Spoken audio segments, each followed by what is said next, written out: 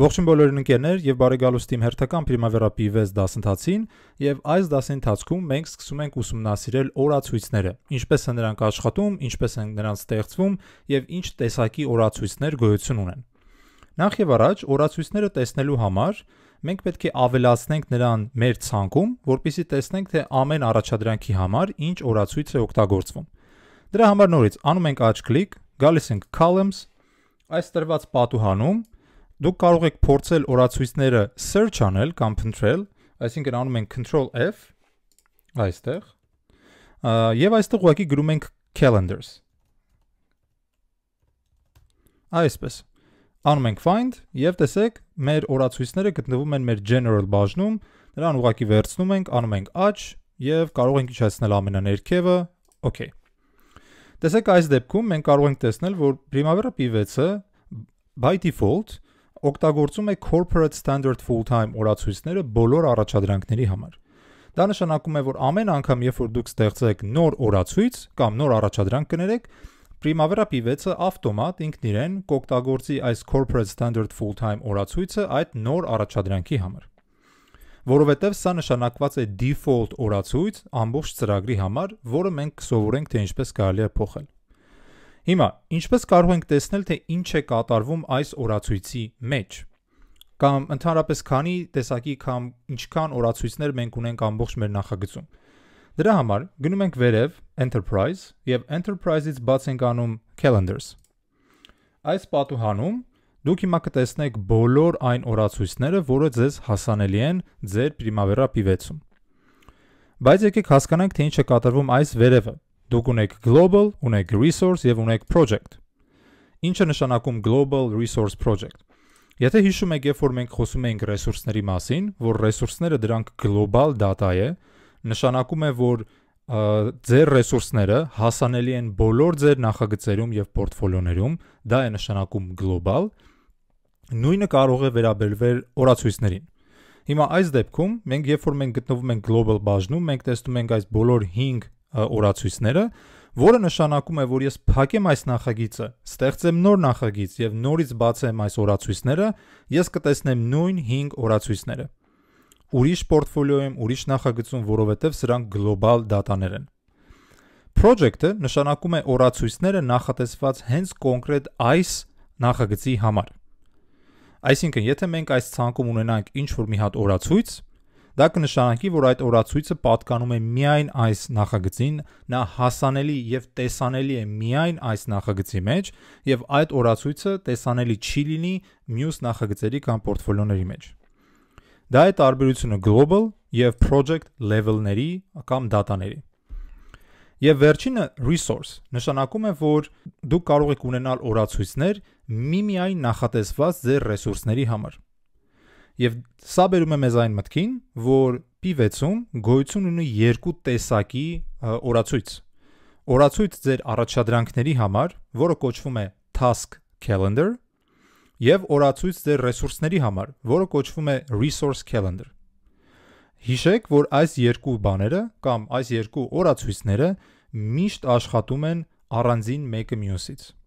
Կլինեն դեպքեր, երբ որ դա կարելի է համատեղել, բայց օրացույցները տարբեր են ձեր առաջադրանքների եւ ձեր ռեսուրսների համար։ Հիմա մենք այս դասընթացին խոսելու ենք միայն task calendar-ներից, այսինքն առաջադրանքների համար նախատեսված օրացույցներից, որովհետև դա շատ ավելի հաճախ օգտագործվող ֆունկցիա է, քան օրացույցները ռեսուրսների համար։ Դրա համար եկեք գնանք global եւ մինչեւ որ սովորենք թե ինչպես ստեղծել նորը, եկեք հասկանանք թե ինչից է կազմված այս օրացույցը։ Դրա համար ընտրում ենք սա եւ ուղղակի անում ենք modify։ Այստեղ դուք արդեն գտնվում եք օրացույցի ներսում եւ եկեք հասկանանք թե դուք ինչ եք տեսնում։ Նախ եւ առաջ բնականաբար դուք տեսնում եք ձեր օրացույցը հունիսի 2025։ Դուք տեսնում եք օրերը աշխատանքային եւ ոչ աշխատանքային։ Ներքևում դուք ունեք այս նշանները, որոնք ձեզ կօգնեն հասկանալ թե ամեն գույնը ինչ է նշանակում։ Այս մոխրագույն գույնը, որ դուք տեսնում եք հիմա ամենտեղ, նշանակում է ստանդարտ աշխատանքային օր։ Կապույտ գույնը, որ դուք տեսնում եք, նշանակում է ոչ աշխատանքային օր։ Եվ այստեղ ներքևում դուք ունեք վառ սպիտակ գույն, որը դեռ ոչ միտեղ չի օգտագործվել, դա նշանակում է բացառություն։ Ինչ է նշանակում բացառությունը։ Ենթադրենք, մեր ստանդարտ աշխատանքային օրը, դուք այստեղ աջ կողմը վերևում կարող եք տեսնել, որ 8 ժամ օրեկան։ Դա մեր ստանդարտ աշխատանքային օրն է, որ մենք աշխատում ենք 8 ժամ ամեն օր եւ ոչ աշխատանքային օրերին բնականաբար այս արժեքը դրված է 0։ Բայց պատկերացրեք, շաբաթվա մեջ դուք ունեք ինչ-որ մի օր, ենթադրենք չորեքշաբթի օրը, երբ որ դուք աշխատում եք ավելի շատ կամ աշխատում եք ավելի քիչ։ Այսինքն դա բացառություն է ձեր ստանդարտ օրացույցից։ Եվ եթե մենք հիմա վերցնենք ամսի 4-ը եւ այստեղ ուղակի սլակների օգնությամբ ավելացնենք նրա ժամերի քանակը, դուք կտեսնեք, որ այս ամսի 4-ը հիմա վառվեց սպիտակ գույնով։ Այս սա նշանակում է բացառություն։ Եվ դուք նույնը կարող եք անել դեպի ներքև։ Տեսեք, մենք իջացնում ենք 8, համապատասխանեց ստանդարտին, մենք ունենք հիմա այստեղ սովորական մոխրագույն գույնը, եթե մենք իջացնենք, դուք կտեսնեք, որ սա նորից եղավ վառ սպիտակ գույն։ Այսինքն նորից սա չի համապատասխանում մեր ստանդարտին։ Վերականգնելու համար դուք կարող եք ձեռքով գրել 8 կամ աջ հատվածում, տեսեք, այստեղ կա ստանդարտ։ Ուղղակի ասում եք ստանդարտ։ Այստեղ վերևում դուք նաև ունեք non-work։ Հիմա ենթադրենք, մենք հունիս ամսի ամեն ուրբաթ օրը մեզ մոտ համարվում է ոչ աշխատանքային օր։ Այսինքն դա ընդհանուր ստանդարտ չէ ձեր օրացույցի համար, բայց կարելի ասել բացառության ինչ-որ մի տեսակ, երբ որ միայն հունիս ամսին 2025 թվականի ամեն ուրբաթ օրը ձեզ մոտ ոչ աշխատանքային են։ Մենք կարող ենք ուղղակի վերցնել այսպես ամսի 6-ը եւ անել non-work։ Հաջորդը non-work եւ այսպես շարունակ։ Սրա օգնությամբ դուք կարող եք տեղադրել կամ նախագծել ձեր բոլոր պետական տոները, կամ եթե դուք ձեր կազմակերպության մեջ ունեք ինչ-որ կոնկրետ օրեր, որոնք համարվում են ոչ աշխատանքային ձեզ համար, այսպես դուք կարող եք գրանցել այս բոլոր օրերը ձեր օրացույցի մեջ։ Հիմա նորից մենք կարող ենք սրանք վերցնել եւ տալ work, որը կնշանակի, որ սրանք նորից դառնում են աշխատանքային։ Լավ, մենք հասկացանք, թե այս հիմնականը ինչպես է կառուցվում։ Մենք հասկացանք, թե ինչպես կարելի է կառավարել այս 8 աշխատանքային ժամը։ Բայց եկեք տեսեք, վերևում դուք ունեք total work hours day եւ ունեք detailed work hours day։ Total-ը նշանակում է, որ դուք տեսնում եք ընդհանուր աշխատանքային քանակը, աշխատաժամանակը մեկ օրվա ընթացքում։ Հենց որ դուք փոխվեք detailed-ին, դուք կտեսնեք սա արդեն ժամերով։ Այսինքն այստեղ դուք կարող եք կոնկրետ ասել, թե դուք ժամը քանիսին եք սկսում ձեր աշխատանքը եւ ժամը քանիսին եք ավարտում ձեր աշխատանքը։ Դա նշանակում է, որ նաև սրա օգնությամբ դուք կարող եք օրինակ դնել ընդմիջումները։ Ենթադրենք դուք աշխատանքը սկսում եք ժամը 8-ին եւ դուք ընդմիջում ունեք ժամը 12-ից մինչեւ ժամը 1-ը։ Այդ դեպքում ես կարող եմ վերցնեմ օրինակ այս ժամը 12-ը եւ դրան ասել non-work։ Եվ նույնը կարող եմ անել այստեղ, ասում եմ non-work։ Տեսեք, այս դեպքում, քանի որ ես ընտրել էի ամսի 27-ը, ամսի 27-ը դառավ բացառություն, որովհետև ես միայն կառավարում եմ ամսի 27-ի դետալները։ Եթե մենք հիմա գնանք ամսի 20, դուք կտեսնեք, որ ամեն ինչը նորից ստանդարտ է։ Ինչ է սա մեզ ասում։ Սա նշանակում է, որ այն ինֆորմացիան, որը դուք տեսնում եք այս պատուհանի մեջ, այս total work hours-ը, detailed work hours-ը, սրանք վերաբերվում են կոնկրետ նշանակված կամ ընտրված օրերին։ Դուք չեք կարող այստեղից դեռ փոփոխել ամբողջ ձեր օրացույցի տեսակը։ Մենք հիմա դա կսովորենք։ Ինչպես կարող ենք մենք փոփոխել այս ստանդարտը, այս template-ը կամ շաբլոնը, թե ինչպես է իմ աշխատանքային ժամերը հաշվարկվում ամբողջ իմ օրացույցի համար, այլ ոչ թե նշանակված օրի համար։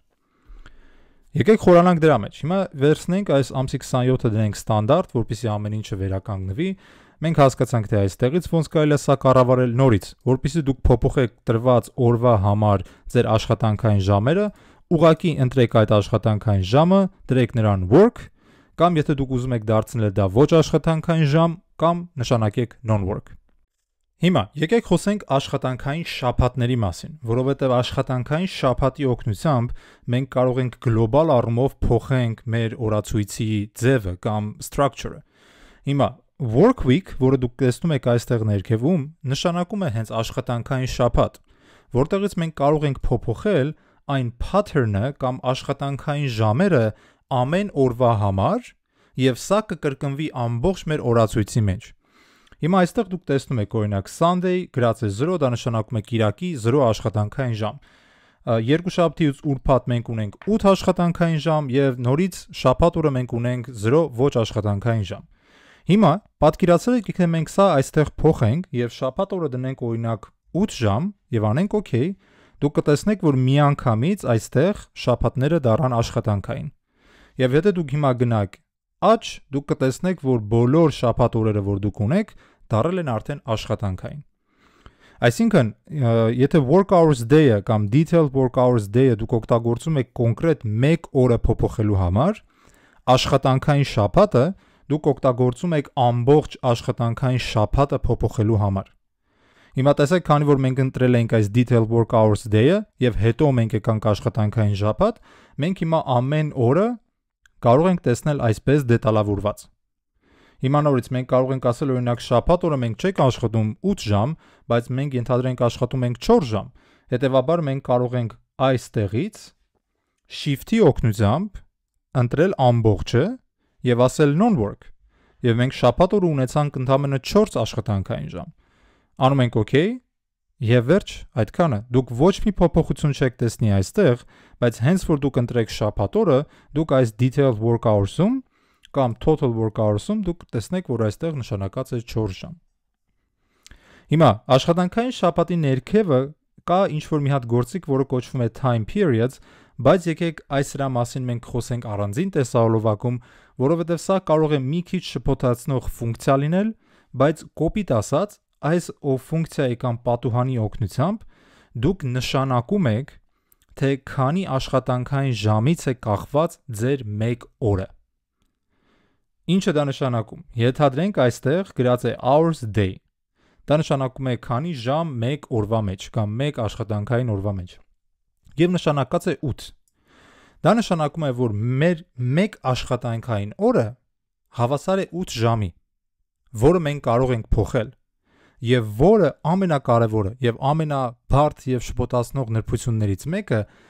ուղղակի կապված չի մեր աշխատանքային շաբաթի հետ։ Այս ֆունկցիան եւ աշխատանքային շաբաթը աշխատում են առանձին մեկը մյուսից։ Բայց եկեք hours per time period այս ֆունկցիայի մասին մենք խոսենք առանձին տեսահոլովակում։ Այս տեսահոլովակի համար այսքանը մենք սովորեցինք կամ սկսեցինք սովորել, թե ինչ է կատարվում մեր օրացույցների հետ։ Մենք ուսումնասիրեցինք մեկ օրացույցը, հասկացանք, թե ինչպես կարելի է փոփոխել նրանց օրերը, ինչպես կարդալ այս օրացույցը, ինչպես փոխել կոնկրետ ինչ-որ մի օրվա դետալները, նրա աշխատանքային եւ ոչ աշխատանքային դետալները, եւ սովորեցինք, թե ինչպես փոխել ամբողջ աշխատանքային շաբաթը։ Հիմա հաջորդ տեսահոլովակին մենք 0-ից կսովորենք, թե ինչպես կարելի է ստեղծել նոր օրացույց, տալ նոր աշխատանքային շաբաթ, որը կարող է տարբերվել այս աշխատանքային շաբաթից, եւ արդեն երրորդ տեսահոլովակում մենք խոսենք, թե ինչ են այս time period-ները անում ձեր նախագծի հետ, որոնք շատ-շատ կարևոր են, թե ինչպես են ձեր հաշվարկները տեղի ունենալու։ Այնպես որ եթե ձեզ դուր են գալիս այդ տեսահոլովակները, եթե ձեզ հետաքրքիր է Primavera P6-ը կամ Microsoft Project-ը, ապա անպայման հետևեք իմ YouTube-յան ալիքին, կիսվեք ձեր ընկերների կամ գոլեգաների հետ, եթե ունեք ինչ-որ հարցեր, անպայման գրեք իմ սոցիալական կայքերին, դա կլինի LinkedIn, Telegram, Facebook կամ YouTube, ես միշտ կլինեմ կապի մեջ, եւ եթե հետաքրքրված եք անհատական կամ խմբային դասընթացներով, նորից գրեք ինձ եւ ես կլինեմ կապի մեջ։ Մինչ հաջորդ հանդիպում։